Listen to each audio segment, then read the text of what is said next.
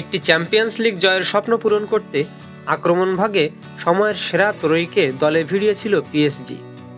Messi, Neymar, Mbappe 2021-22 ও 22-23 দুই মৌসুমে প্যারিসের ক্লাবটিতে একসঙ্গে খেলেছেন এই ত্রয়ী।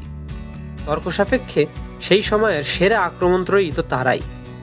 কিন্তু চ্যাম্পিয়ন্স লিগ শিরোপা জয়ের স্বপ্ন পূরণ করতে পিএসজি যে সিদ্ধান্ত নিয়েছিল সেটি যেন বুমেরাং হয়ে ফিরে এসেছিল দলটির জন্য। তিন মহাতারকা একসঙ্গে খেলে পিএসজিকে শিরোপা জেতাবেন কি? পার্ক দে প্রিন্সেসে উল্টো অধিক সন্ন্যাসীতে গাজন নষ্ট হতে শুরু করে। লিওনেল মেসি, নেইমার আর কিলিয়ান এমবাপ্পের মধ্যে সেই বন্ধনটাই গড়ে ওঠেনি যেটা বার্সেলোনায় ছিল মেসি, নেইমার ও সুয়ারেজের মধ্যে। একবার তো পেনাল্টি শট নেওয়া নিয়ে নেইমারের সঙ্গে মাঠে প্রকাশ্যে ঝামেলায় জড়িয়ে যান এমবাপ্পে। এ নিয়ে সেই সময় কত আলোচনা, কত গুঞ্জনই না হয়েছে। এমনও খবর এসেছিল যে এমবাপ্পে চান না নেইমার পিএসজিতে থাকুক। অনেক ঘটনার পর মেসি ও নেইমার 2023 সালে পিএসজি ছাড়েন। মেসি পাড়ি জমান যুক্তরাষ্ট্রে, নাম লেখান মেজর লিগ সকারের দল ইন্টার মায়ামিতে, আর নেইমার যান সৌদি প্রো লিগের ক্লাব আল হিলালে।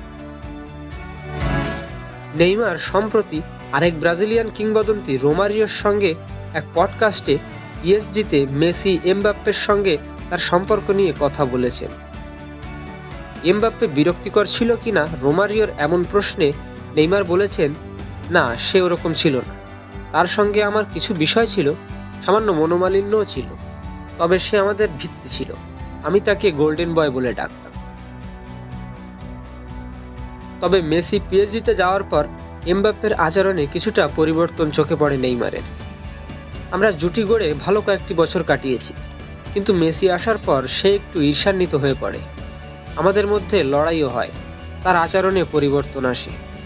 এত তারকা একসঙ্গে দলে থাকায় পিএসজিতে এক ধরনের সমন্বয়হীনতা তৈরি হয়েছিল বলেও মনে করেন নেইমার।